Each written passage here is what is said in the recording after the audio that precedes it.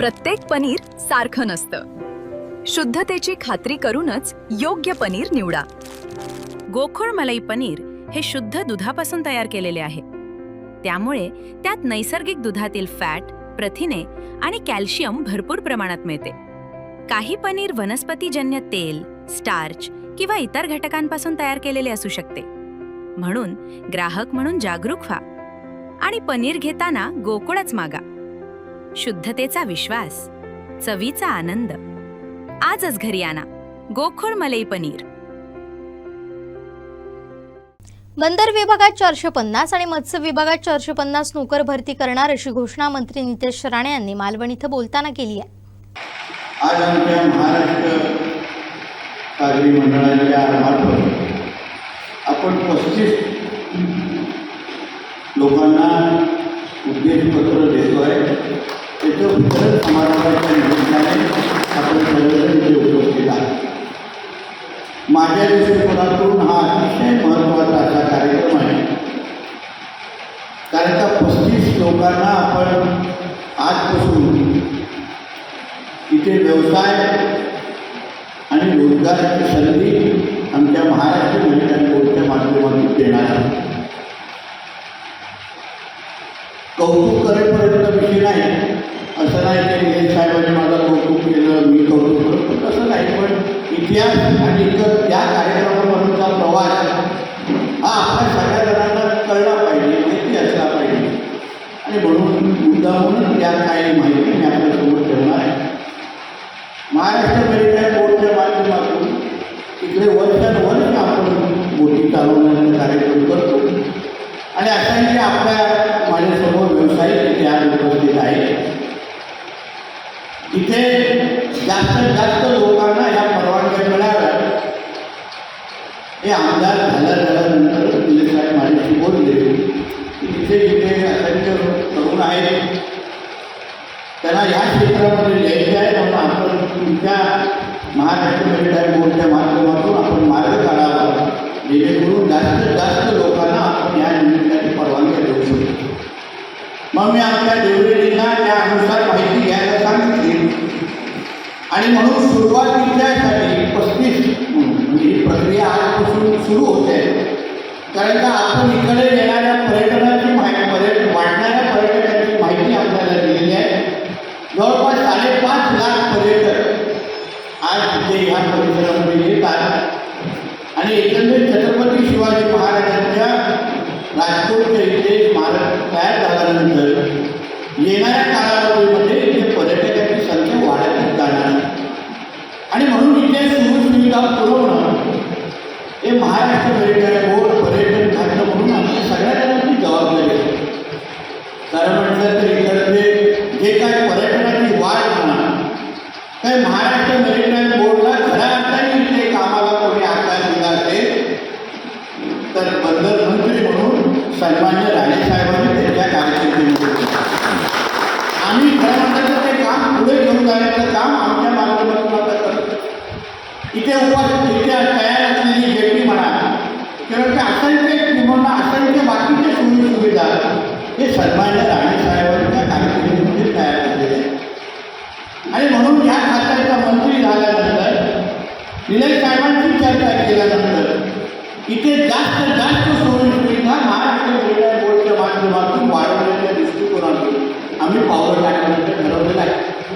आणि म्हणून आता सुरुवातीला 35 लोकांना आपण उद्देशपत्र देणार आहोत. मी हेही सांगेन की इथपर्यंत आपल्याला थांबायचं नाही. कारण का राज्याचे आदरणीय मुख्यमंत्री देवेंद्र फडणवीस साहेबांची अशी संकल्पना आहे की 877 किलोमीटर असलेली आपली किनारपट्टी हे जलवाहतुकीच्या माध्यमातून जोडली गेली पाहिजे.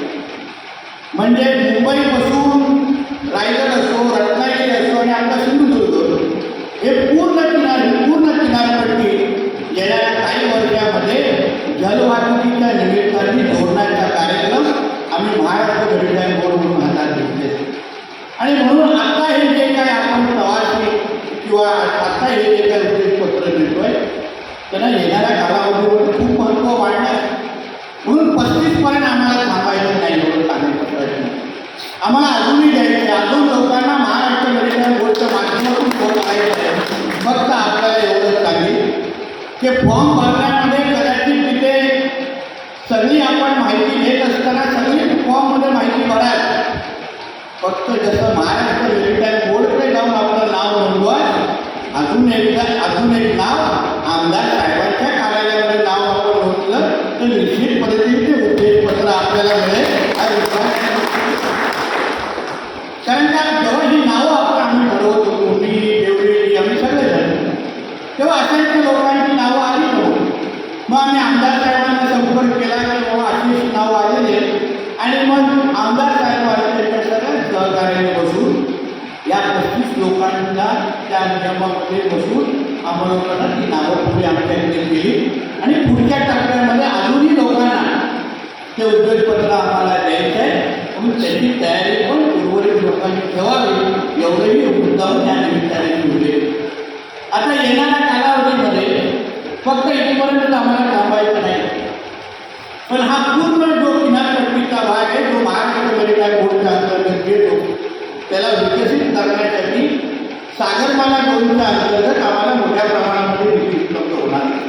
तिथले सोयीसुविधा असो, तिकडचे काही हॉटेल चालू करायचे आहे, स्टॉल धारक जे तिथे आता तुम्हाला दिसत आहे ते येणाऱ्या कालावधीमध्ये आमदार साहेबांचा अजून एक मला आग्रह होता की तिथे त्यांच्यावर टांगती तलवार असता कामा नये. कधी अधिकारी येतात त्यांच्यावर कारवाई करतात ते मला नको आहे. म्हणून आम्ही आत्ताच आमच्या महाराष्ट्र मेरिटाईम आणि बंदर खात्याच्या माध्यमातून आम्ही एक नवीन शॉपची पॉलिसी तयार केली, दुकानाची पॉलिसी तयार केली. त्या शॉपच्या पॉलिसी अंतर्गत हे जे काही दुकानं किंवा स्टॉल म्हणा जे काही महाराष्ट्र मेरिटाईम बोर्डच्या प्रॉपर्टीवर तुम्हाला दिसतील ते येणाऱ्या कालावधीमध्ये त्यांना नियमित करण्याच्या दृष्टिकोनातून आम्ही धोरण तयार केलेलं आहे. त्याही गोष्टी येणाऱ्या कालावधीमध्ये म्हणजे आता ज्या काही दुकानं आहेत ते महाराष्ट्र मेरिटाईम बोर्डच्या शॉप पॉलिसीच्या अंतर्गत त्यांना नियमित केलं जाईल, त्यांना लायसन्सेस दिले जातील आणि जेणेकरून भविष्यामध्ये कुठल्याही पद्धतीची टांगती तलवार त्यांच्यावर राहणार नाही हा विश्वास तुम्हाला मी आजच्या निमित्ताने देतो. मुख्यमंत्री साहेबांच्या 150 दिवसाचा कार्यक्रम अंतर्गत आकृती बंद त्या हेतून आम्हाला प्रत्येक खात्याला नवीन नोकऱ्या निर्माण करण्याची संधी आम्हाला या निमित्ताने मिळाली. आणि म्हणून मत्स्य खातं आणि बंदर खात्याच्या अंतर्गत आम्ही मत्स्य खात्यामध्ये 450 नोकऱ्या म्हणजे जागा आणि बंदर खात्यामध्ये 450 नवीन जागा भरण्याचा कार्यक्रम आम्ही येणाऱ्या कालावधीमध्ये घेणार. आता ती फाईल फायनान्समध्ये गेलेली आहे. काही दिवसातच मला मान्यता भेटल्यानंतर बंदर खात्याच्या अंतर्गत तरुणींना नवीन 450 जागा भरण्याच्या दृष्टिकोनातून संपर्क केला जाईल. आपण फक्त आमच्या त्या जे काही फॉर्म भरून त्याच्यामध्ये आपली माहिती भरल्यानंतर योग्य ते अनुसार आम्ही 450 लोकांना तिथे भरण्याचा कार्यक्रम पुढे घेणार. आणि म्हणून आमच्या महायुतीच्या सरकारच्या माध्यमातून असंख्य असे महत्त्वाचे निर्णय ज्याच्यामुळे खऱ्या अर्थाने आमच्या तरुणांना 2 हाताला काम देण्याचा उपक्रम आम्ही आमच्या मत्स्य आणि बंदर खात्याच्या माध्यमातून आम्ही घेतोय. असंख्य महत्त्वाचे विषय आमदार साहेबांनी यांनी उल्लेख केले. याच्यामध्ये NCDCचा जो उल्लेख केलेला आहे मी आमदार साहेबांना सांगेन. आम्ही स्वतः मुख्यमंत्री साहेबांची चर्चा करून जवळपास 600 कोटी मच्छीमारांना NCDCच्या अंतर्गत मिळण्याचा त्यांचा अधिकार आहे, ती पूर्ण पेंडिंग आहे. मुख्यमंत्री साहेब स्वतः पंतप्रधान कार्यालय आणि आमच्या मत्स्य खातं जे केंद्राचे त्यांच्याशी आम्ही संपर्कात आहोत. मला विश्वास आहे वारंवार आमदार साहेब पण विधिमंडळामध्ये मांडतात, अन्य किनारपट्टीच्या आमदारांनी पण ह्याबद्दल उल्लेख केलेला आहे. ह्या 600 कोटी संदर्भात जे जे काही मच्छीमारांना देणं आहे ते केंद्र सरकार सकारात्मक आहे. येणाऱ्या कालावधीमध्ये NCDCच्या अंतर्गत असलेले सगळे जे पैसे आहेत जे हक्क आमच्या मच्छीमारांचे आहे ते योग्य वेळी दिले जातील हा विश्वास तुम्हाला मी आजच्या निमित्ताने देतो. जे बंदच्या अंतर्गत येऊन आल्यामुळे जे काही दर मच्छीमारां बांधवांना लागलेले आहेत त्याच्यामुळे ह्या सीझनमध्ये खूप मच्छीमारांनी आपल्या बोटी पण समुद्रामध्ये उतरवल्या नाही, कारण का परवडत नव्हतं. पण ही बाबा आमच्या आदरणीय प्रधानमंत्र्यांनी साहेबांनी ओळखलेली आहे. म्हणून मी ह्याही बाबतीत तुम्हाला विश्वास देतो. आम्ही दर आठवड्यात किमान एकदा तरी मी केंद्रीय सचिव मत्स्य खात्याचे जे केंद्रीय सचिव आहेत आणि पंतप्रधान कार्यालयाशी आम्ही सातत्याने संपर्कात आहोत.